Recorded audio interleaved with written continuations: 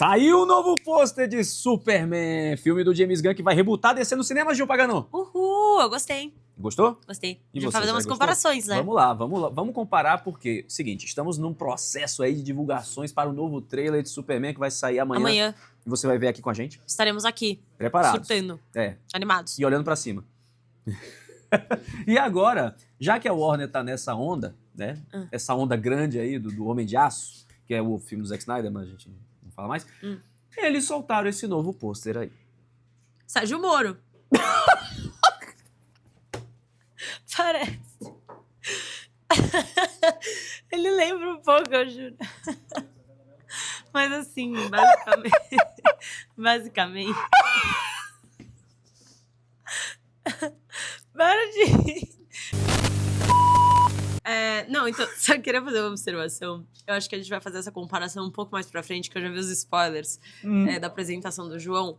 Mas essa vertente do James Gunn tem uma pegada que se difere muito do Zack Snyder, e principalmente de uma crescente que eu acho que começou muito, principalmente por conta do Nolan. Acho que a gente deve isso ao Nolan também. Mas que foi uma pegada muito mais realista dos filmes de super-heróis, né? Uma paleta de cores mais fechada, cores mais escuras. Tudo mais sombrio, tudo né? mais sombrio. Depressivo. Abordagens mais sérias. E a gente pega por esse pôster que a ideia do James Gunn é justamente o contrário. Acho que trazer uma vertente mais fantasiosa, mais colorida, mais repleta de esperança. Não tanto um cenário... como é que é o contrário de... otimista. Pessimista, que remeta a algo... Vocês viram que eu tô muito inteligente hoje, A desculpa. nossa cabeça tá ótima. Eu estou trabalhando desde as 7 da manhã, mas assim... Sim, é um cenário muito mais positivo e otimista, muito contrariando o que o Zack Snyder e essa onda, né, do realismo no cinema, no geral, trouxe. E acho que eu queria fortalecer também, Gil, com a questão de que num filme do Superman, o fato dele ser tão icônico, né, a gente não precisa de mais nada no pôster. Não. Né? E isso, eu sei que é um E pôster essa capa inicial. voando ali atrás? Não, eu não gostei disso aqui. Será que é o Krypto? Não, é só o vento. Nossa, mas ela é tão grande. Deu um wabo, acho que deu só um wabo do vento. Mas o que eu penso é que o Superman ele é icônico o suficiente para só ele estar no pôster, todo mundo já sabe do que é. E eu não gosto que a tendência das cabeças voadoras dos pôsteres tenha se fixado, né? Então, eu espero que, mesmo sendo apenas um pôster meio que teaser, né, um dos iniciais, nos pôsteres mais para frente a gente não tenha cabeças voadoras. Eu espero que o marketing acabe utilizando realmente a figura icônica do Superman em diversos estilos, né, diversos designs e direções de arte, não necessariamente utilizando ali os personagens com as cabeças deles voando, como a gente tem visto na Marvel, por exemplo, a nível de pôster. Né? Esse pôster é simples, mas ele funciona. Agora, eu vou me valer do que você citou, do Superman valer por si só, que é o fato de que, de fato, ele vale por si só, mas eu acho isso muito preocupante porque é isso, a gente tá começando uma fase aí com o cara, que é o Superman. E eu gosto desse estímulo que tanto a DC como a Marvel vão ter, da necessidade de não errar. Eles não estão com muita margem para erro. Então eu tô com boas expectativas, porque eu acho que eles vão se provocar até atingir o produto final excelente, porque se a DC errar, a Marvel tem 1 semana depois, 2 semanas depois, um lançamento que é o Quarteto Fantástico. E se a DC acertar muito, a Marvel vai ter que se estimular a entregar um filme melhor. Então eu gosto muito de como eles estão se estimulando com 2 títulos e 2 personas, né? No caso, um time e uma persona, que são de extrema importância para os próprios universos. Mas eu ainda acho que foi um risco muito grande que o James Gunn tomou de começar logo com os 2 pés na porta, né? Que é o Superman. Mas eu gosto de ter boas expectativas porque eles têm que entregar, entendeu? É uma obrigação a DC entregar um bom filme. Então eu duvido muito que eles errem com o Superman. Mas, ao mesmo tempo, é fácil errar com o Superman, entendeu? Porque são os 2 pés na porta ali.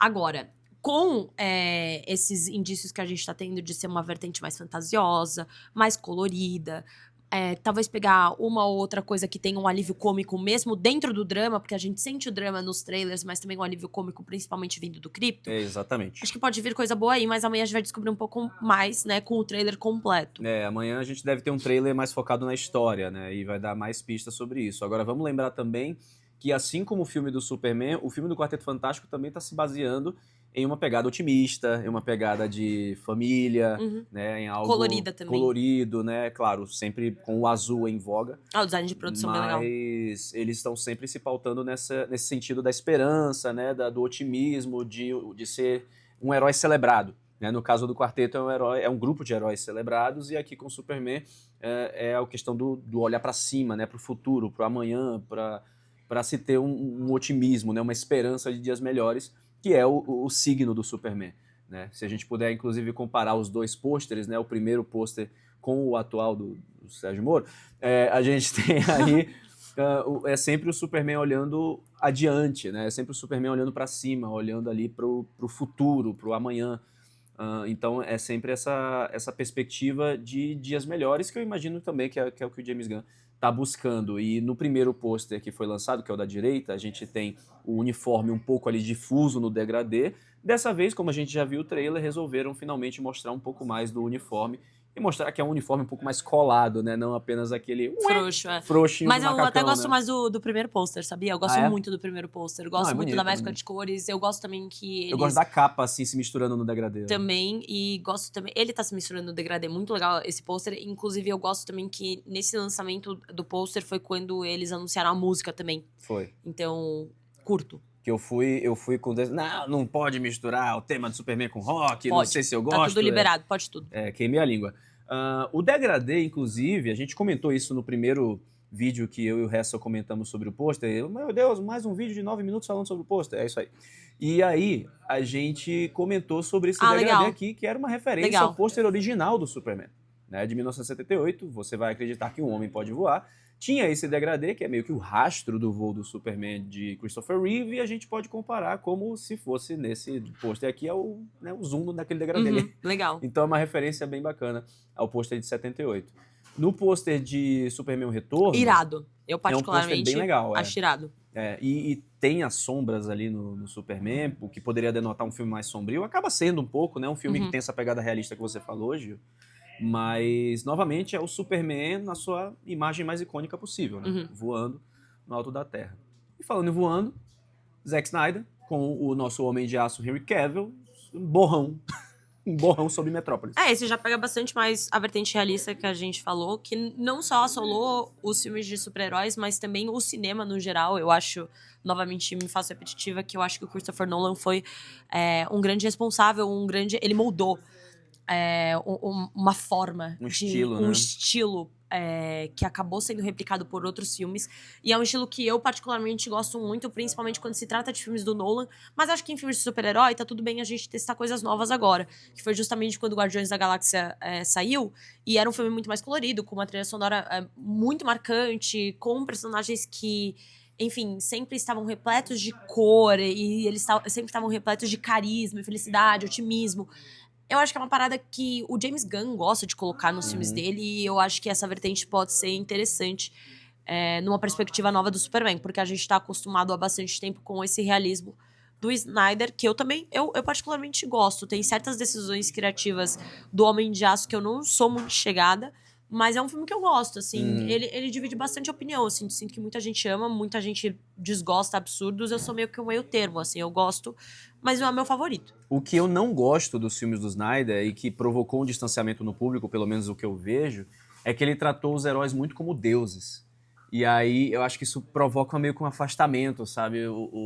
Pelo menos o que parece é que o James Gunn, e não querendo colocar um estilo contra o outro, tá? Um diretor contra o outro. Mas é isso, ele tá buscando uma humanização de seres que são super poderosos, mas que têm que estar próximos dos humanos no dia a dia, porque no final eles são, entre aspas, salvadores, mas não no sentido Deus da palavra, né? No sentido de divindade, mas no sentido de eles serem pessoas como eu e você, que foram agraciadas com esses superpoderes e resolvem usar isso pelo bem. Sabe? Que eu acho que a questão do Zack Snyder é que ele pegou muito uma essência do início dos quadrinhos, que eu, particularmente, quando eu comecei a ler os quadrinhos iniciais da DC, eu os via como deuses. Eles são colocados como os deuses, eles são colocados como seres, assim, celestiais, grandiosos, principalmente o Superman e a Mulher Maravilha. E já a Marvel, quando eu comecei a ler logo por Homem-Aranha, e era discrepante, assim, era literalmente um amigo da vizinhança, batendo com a minha leitura do grande Superman. Então, assim, eu entendo a visão do Zack Snyder diante desses heróis, mas assim como os quadrinhos, são várias as formas diferentes de você abordar essas histórias, várias as formas de você interpretar esses personagens e também de exteriorizá-los para a tela.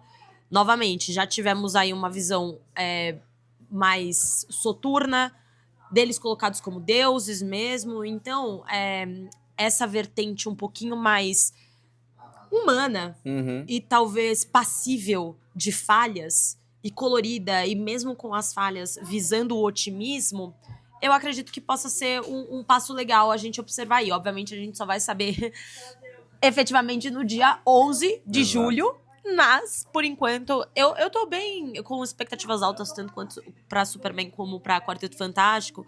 E as pessoas normalmente reclamam, tipo, vocês têm boas expectativas e tal. Gente, óbvio que eu tenho boas expectativas, tá? Pra mim, se o cinema tá dando certo, é esse o nosso foco aqui. O nosso foco aqui é que a gente goste dos filmes e efetivamente queira revê-los e queira fazer com que outras pessoas vejam, não que nem Thor Ragnarok. Thor Ragnarok não, eu gosto. Lá vamos Thor nós. Love and Thunder, que eu queria sair no meio do cinema, entendeu? Eu quero gostar do filme, então as expectativas aqui estão altas. Vamos torcer para que a gente goste também do trailer que vai sair amanhã, quarta-feira. A gente ainda não tem horário, né, Gil? Não. Direito, mas a gente deve Chegaremos imaginar aqui que 5 da manhã. Não, peraí, calma. Não. Calma, tudo tem limite. A gente deve chegar realmente cedinho, mas o trailer tá especulado que deve sair pela manhã, mais ou menos no mesmo horário que saiu o trailer anterior, que foi por volta das 9, 10 horas da manhã, na janela aí, talvez até 1 da tarde, mas a gente vai ficar atento aqui, ligados, para poder trazer esse trailer em primeira mão para vocês e a gente poder comentar tudo, explicar o trailer, ver frame a frame e a gente esperar aí por mais otimismo, olhando para cima com esse novo Superman.